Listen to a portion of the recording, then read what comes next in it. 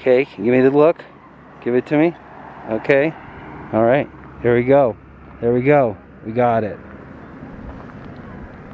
Instagram.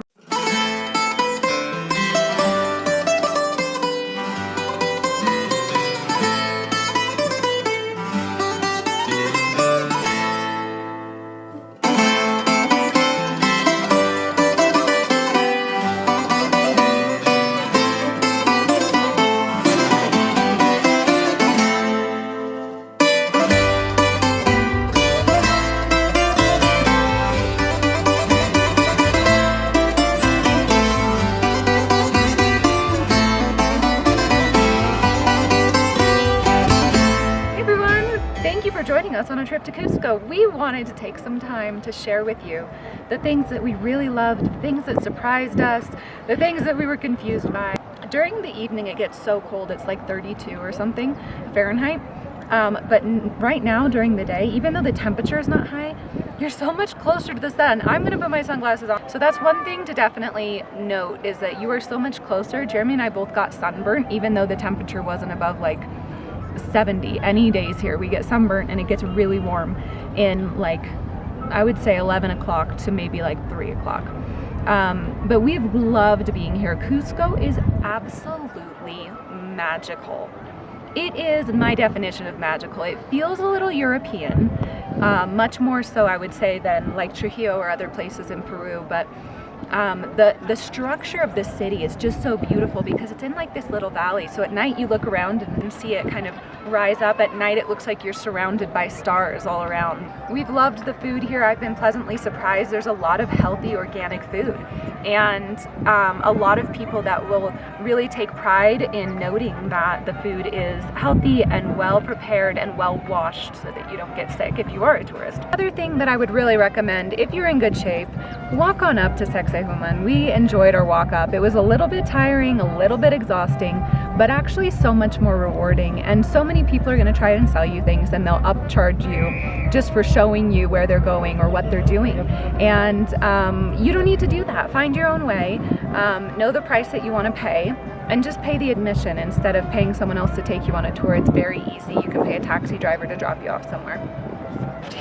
1542 is when the Spanish came in, and there's a heavy Spanish influence on the restaurants, the overlooks, kind of their balcony areas, the churches. Obviously the churches have dotted literally every corner of this place, and they wanted to, because they were kind of removing the Incan spiritual influence, the Incan religion, and maybe some of the others as well. Both of the worlds are still trying to figure out how to operate with each other. We were eating the other day, and there was like a Peruvian family, and it looked like they were the faces of the Incan people. You know, it was really interesting. And then you have all this Spanish influence that came in as well. A lot of the gold from the Incan temples went into the churches, so you should check that out. And it's fun to take a look at, go in there and peek. Ruins are really, really special. Like Ali said, you can walk up to a couple of the ruins here, just from the square. Maybe a 30 to 45 minute walk, and you'll stretch your legs because it's, you know, pretty much uphill. There's so many other ruins that we're not going to get to go to, that are, you know, an hour, 2 hours, 3 hours, 4 hours out from Cusco, but we are going to make a handful of them a priority, and so we're going to show you some of the other videos. Okay, so a couple other tips. Money. How hard is it to change money? Do you need to change money? We do like $100 at a time, and it's soles here, soles, and the currency changes quite frequently. So, you know, look up the currency rates and get a little, there's a little app, it's yellow, it's currency converter, and it's fantastic. You just put in Peruvian soles and you can see the US, and then you can check everything. It's really easy. Always do that until you figure it out, and then it does regulate every day. For the most part, everybody takes Visa, so you don't have to worry about that. And you could probably get away with, unless you're doing street food and taxis, not using soles for the most part. The tipping thing, you kind of have to tell them you want to give them a tip, and half the time they tell you they need it in cash because it runs through the company or the restaurant. So keep that in mind. But we're not really using a lot of paper money here. And they got a lot of different coins and stuff. Some of the coins are smaller and they're worth more, so pay attention to that. On our way to Machu Picchu, we have the option to drop off our bags in Ollie and have them stored there, because we're doing a halfway bus to our train that starts in Ollie. There is a train half the year that starts in Cusco. They turn it off during the winter months. So you start the train in Ollie Tamabu or something like that. But we're gonna leave our luggage with our first hotel, and they're watching it for free because we're coming back. And you almost need to stay another day on the way back, because the times of finishing Machu Picchu, 4-hour train ride, you're in Cusco, and then you've got a flight to Lima, that's hard to negotiate. The things change all the time. They change the train times, they change the flight times. And so we're working out an extra couple days on the way back because we love it, because it's so fun here. Okay, so it's really easy to book tours. Obviously there's like 100 people that'll come up to you throughout the day and offer you, rides, bus, hop on, hop off buses, or straight up tour services. Most of the tour services are located like in the middle here in the alleyways, but we went and booked right here with these guys, and we'll tell you about it in an upcoming video, how it went. But it's super easy, just in the square, to book everything you need last minute. There's plenty of people that will drive you on tours and show you around. So one of the things that I've heard and seen is like people give reviews of cities and they talk about their personal experience, and you really need to keep in mind that your personal experience really depends on you and how much you want to spend. I hate to say it, but if you're going to come and stay in a hostel, you're going to have a totally different experience than if you come and stay in a 5 or a 4-star hotel. A lot of people give advice and tips based on their budget and the experience they can have with their budget, which is great and helpful, but it has to be taken in that context. We've come here, we're staying at a beautiful 4-star hotel. We're staying really close to the center of the action, and we have everything we want. We have almond milk, we have vegetarian options, there's a ton of vegan food here, there's awareness of gluten-free food. I feel like very much like I'm having a similar experience that I would have in Los Angeles if I had the same needs.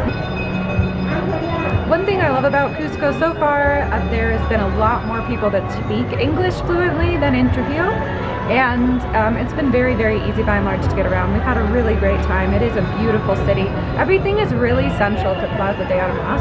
You can see the 12 angled stone just down the street. You can see really the best restaurants in Cusco are all right around here. So it's really easy to get around. It's really easy to explore beyond this area as well. There's lots of taxis. Uber is available here as well. So we've had a great experience, and I think, again, you just have to bear in mind what kind of experience you're looking for, what kind of experience you can afford, and fully embrace that and be aware that that's a limited experience maybe as compared to everyone else's experience.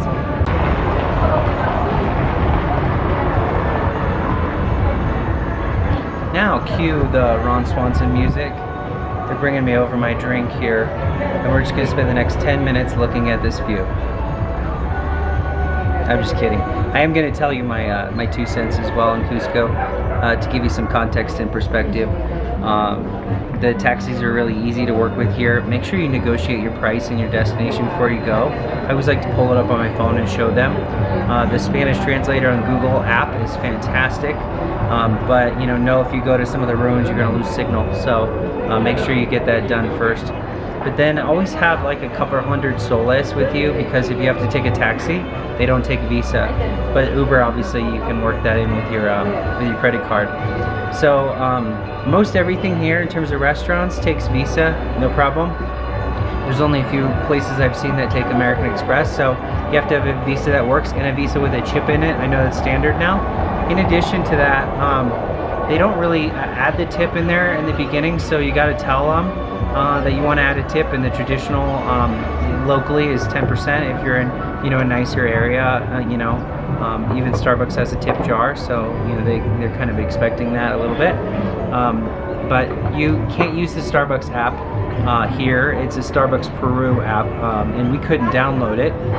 It wouldn't let us. We've tried several times because we actually have a Starbucks reward process, but because I like those free drinks, reward me for my purchases, just like with our credit cards and stuff. Oh well, so we just use our credit card there instead of the app. But the weather is fantastic. And I think there's more English speakers in Cusco than there is in Lima, personally, I think. I've really enjoyed walking around. The only bothersome thing is the tourism setup. Everyone here is very hungry for a purchase, hungry for a sale, and it's fantastic. And there's such wonderful artists here. Honestly, it's beautiful. That's why I say it all the time. It's so beautiful. They're showing you their paintings and everything. You have to say no a million times a day, but as long as your boundaries are good, then you won't feel, bothered by it. Just say thanks, no, I'm good, thank you, no, thank you. And you just have to be really repetitive because they obviously attract and go after the people with low boundaries. If you're a low boundary person, stay away from the center because you'll be approached about 50 or 60 times before you get to the other end. And they're trying to sell you like bath soaps and everything you can think of, They see dollar bills walking around, when they see you, but it's really pretty. This is a fun city. And just an update too, after about 12 to maybe, I'd say 12 to 18 hours, I was feeling so much better after arriving here. Just a mild headache, on day 2 and day 3. So just know you don't have to do a whole lot of preparation for the altitude sickness thing, but it's very serious, and take care of it if you have trouble breathing. Ask for oxygen. Most really nice hotels have oxygen, and it's very safe. There's police officers on every street corner, multiple police officers, tourism police. We have only seen really good kind of policing, and everyone's really polite.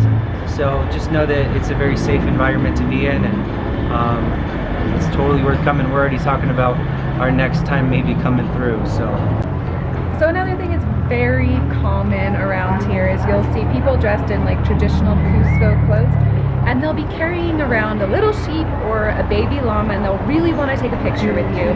Just know that is not free. They expect a payment. You should negotiate the payment ahead of time, because we decided to take a little picture with a lamb, and number one, the first thing that surprised me, the girl was like, we agreed on a price, and she said, come over here and sit down. And I was like, okay. And I'm getting ready to smile, and she plops the sheep on my lap. I was like, I was not expecting this.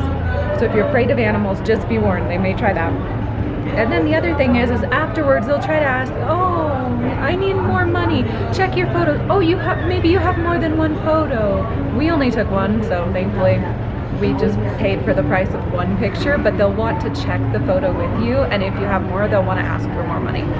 So it's just a common thing around here. I don't really know how the animals are treated, so that is something in the back of my mind. I hope they're treated well. It's hard to say. I don't really know. But they have very colorful clothes, and it is very, very common. The other thing is when you have Uber and you go to get into an Uber, be very careful, because we got into an Uber today. We were ready, we picked a price, everything was settled, and then the guy said, no, I'm going to need more money from you to go to this location than what you paid for on the app. So we ended up getting out of the Uber before we even left, because he's like, yeah, I'm going to need more money to take you where you want to go. So just be aware, make sure that they understand you're not going to pay them any more than what's on the Uber app, and you should be fine.